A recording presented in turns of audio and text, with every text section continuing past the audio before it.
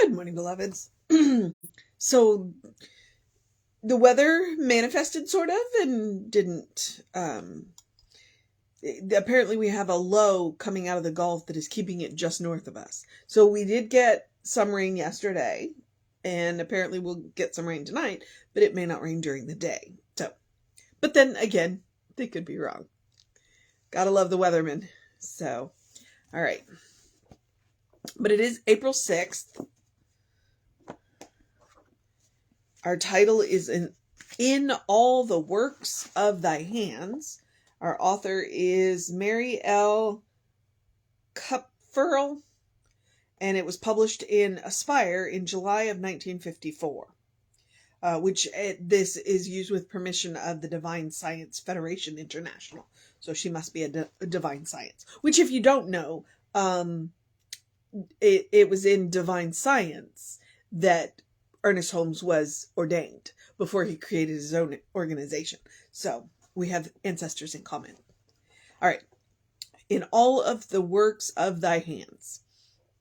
If you find yourself becoming discouraged because of the seeming unimportance of your place in life, the routine of your daily activities, and the apparent dullness of the hour-by-hour responsibilities, turn your thoughts to the promise, the Lord thy God shall bless thee, all the works of thine hands, therefore then thou shalt surely rejoice. And that is Deuteronomy 16:15.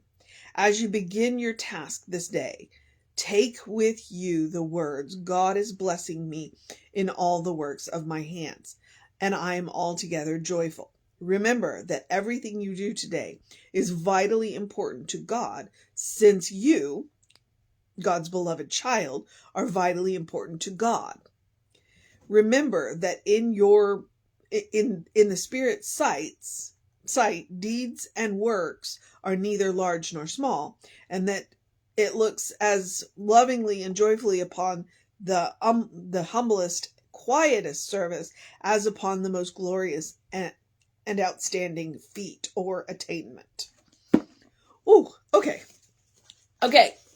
So the take-home message of that is that there's neither big nor small.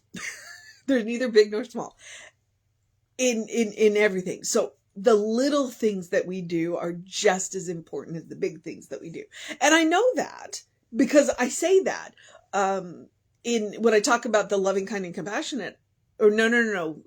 When I follow up the quote of Ernest Holmes about what heaven is, open the windows of your soul, I remind you that Emma says, look for the good and praise it. And I like to look for the little good because it's the little good that adds up to the big good. And so this is the same thing. Sometimes we get caught up in our daily routines, and there's nothing exciting about our daily routines. All the little things that we do all day long. We get up, we walk the dog, we pay our bills, we feed the cats, we wash our clothes, all the little things that we do all day. But if we didn't do the little things, everything would grind to a halt. And so what she is reminding us, and I'm sorry, I've already forgotten her name. Well, not her last name. It was Kupferle. What she's reminding us is that in spirit, in God, there's no big or little.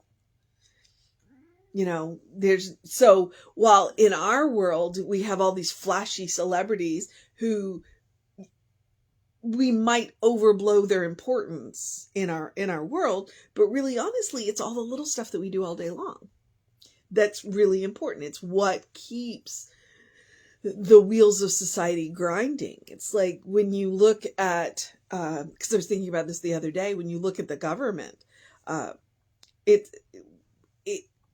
we all know the big names of the senators and Congress people and that, but honestly, what keeps the government running is not them.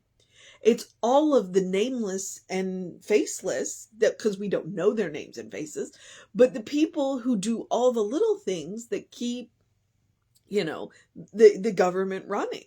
It's like the senators are replaceable, but all those people who submit the paperwork and file the paperwork and actually you know, do the stuff that the Congress people talk about. They're actually the important part.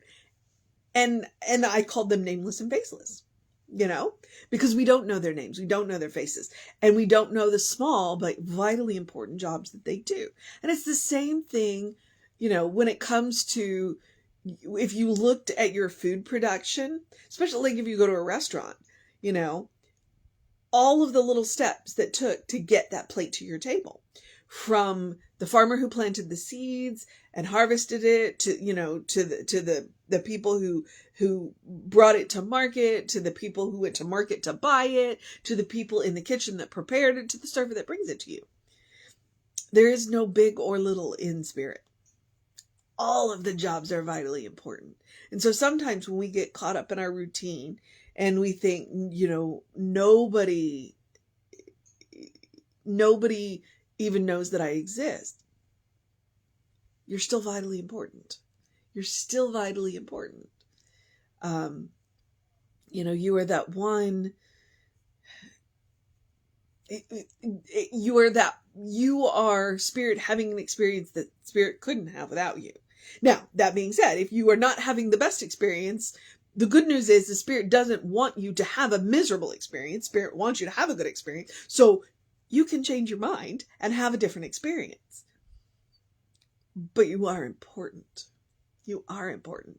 There's no big or little in spirit. That's what I'm coming away with our writer today. All of the works of, I like that she quoted Deuteronomy. Mary. Her name is Mary.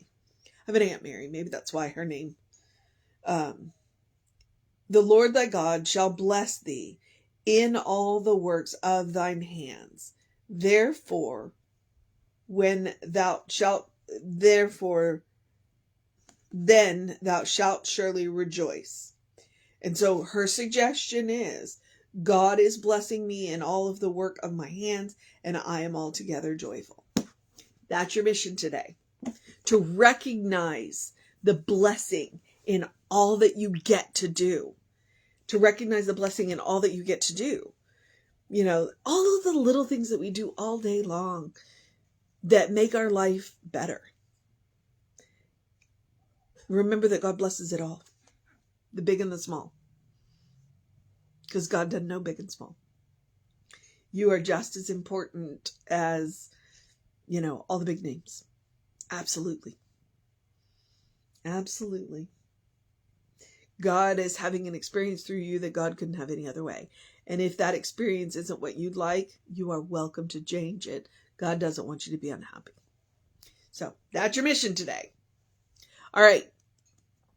I would also encourage you, as I always do, spiritual practice. Do something loving for yourself. Do something kind for yourself. Do something compassionate for yourself. So if you are living a life that you are not thrilled with, make one small change. Make one small change. Because like I said, God doesn't know big or small. So one small change could make a big change in your life. Whatever that looks like. I recommend, you know, taking a deep breath before you speak. That's mostly for me. Sometimes things come out of my mouth and I'm like, really? Lisa, maybe you should think about what you say before you say it.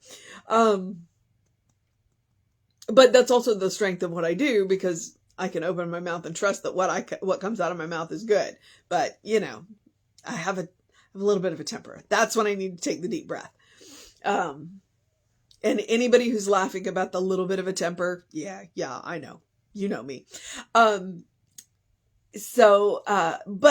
you know, taking a walk, taking a nap, just that one small step, going to bed 15 minutes earlier, or maybe getting up 15 minutes earlier to do something that is good for you, that makes you feel good. And it can be a little thing, like you want to spend an extra 15 minutes in the morning reading something that's inspiring. That's what I'm talking about. Do something loving, kind, and compassionate for yourself, because you deserve your own love. You deserve your own kindness. You deserve your own compassion. You are also your own best test subject. And what I'm encouraging you to do is to create a habit, a first response, so that no matter what happens, you can have a loving, kind, and compassionate response. Practice, practice, practice. So, please, make that small change. It can lead to big things. So, I also encourage you to do something to engage your mind and your body. I do encourage you to get early in your day bright light. It's pretty dark out there because we do have that weather system sitting just north of us. So I'm using artificial light to get my hormones going, to reset my circadian rhythm. I do encourage you to, I did say drink plenty of water. Hydration is super important.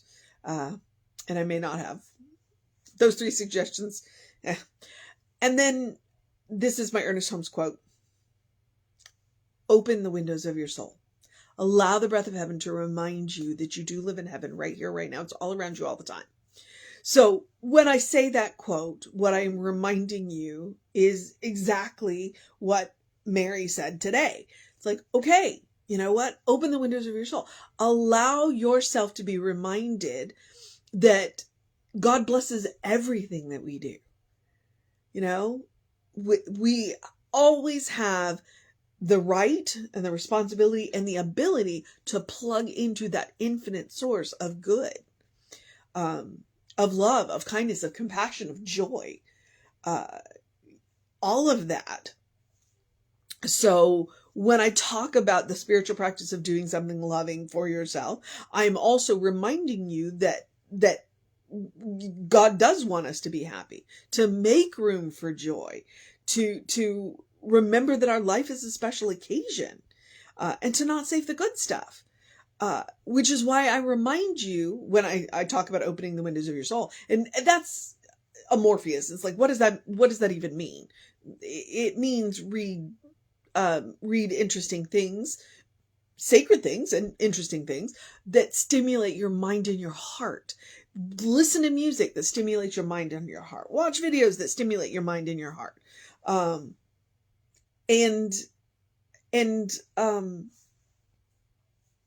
take him as advice. Look for the good and praise it. And I like to look for the little good. And that's why Mary's reading really, really speaks to me. It's because I like to look for the little things. God blesses the little things with the same power that God blesses the big things. Because there's no little or big in God. That's what she says. That's what that line in Deuteronomy says. There is no big or little in God. There's no big or little in spirit. And that applies to you too. All right. So look for the good and praise it. Okay. I've discombobulated myself by getting myself out of order. And it happens, and it is okay. And I just know that I say what you need to hear, and I say what I need to hear because, I do this as much for me as I do it for you. All right. So I'm going to move on to, where was I? Yes. Reminding you of the social media. We are Creative Life Spiritual Center, Creative Life Spark. I'm the running Rev Ryan on the social medias that I am on. So please check out the content, that we try and put good stuff. We are very proud of our YouTube channel. I like my YouTube channel as well, because yes, the running Rev Ryan has a YouTube channel. But there are amazing videos, and our favorite playlist on the Creative Life Spiritual Center YouTube is the Soul Sessions. Go look at that. There's good stuff. But everybody, like Reverend Arthur has a playlist, Reverend David has a playlist, Danielle has a playlist, I have a playlist on the Creative Life. So, go check out that content. There's good stuff. Okay. Yep. All right. Moving. I'm just losing my mind slowly. And it's okay. Cause there was a shaman that came to me and that I've never forgotten what he said. Sometimes you have to lose your mind to come to your senses. So it's okay. Right. Oh, email info@creativelife.org. That'll get you on the constant contact if you want to know what's going on with the center. And the hot links are hot. If it says click here now in that, it'll take you right to the information you want or to the person that you want. Same thing with our website now, the creativelife.org website. If you go to the Sunday talks, it'll take you right to our YouTube. And Danielle's going to teach me a new skill on Sunday, which I'm excited about. And that will allow us to get some of those older talks up. So super excited about that. Okay. Yeah. Moving forward. I guess I'm at the part where I get to encourage you to have a great day, a wondrous day, a fantastic day, a magical day, an enchanted day, a wonder-filled day, an awesome day, an amazing day, a dance in the rain day, we've escaped a little bit of the rain day, and enjoy the interesting clouds day, a good day. And if that is too much pressure, simply have a day, because you are enough just as you are. As God does not know big or small, you are enough just as you are. All right? Believe it. Believe it. Know who you are. All right. I'm just completely discombobulated today, and it's probably the weather. So I'm just going to move on. I'll be back on track tomorrow. Probably. Maybe. Yeah, who knows? Who knows what happens on these things? That's why I enjoy doing them. I got a new reading. New things happen. All right. So, Reverend David should be on around 5 p.m. with you. I'll be back with you around 9 a.m. Well, 9:15. Tomorrow, take care of yourself. Know that you are loved, and I will see you next time.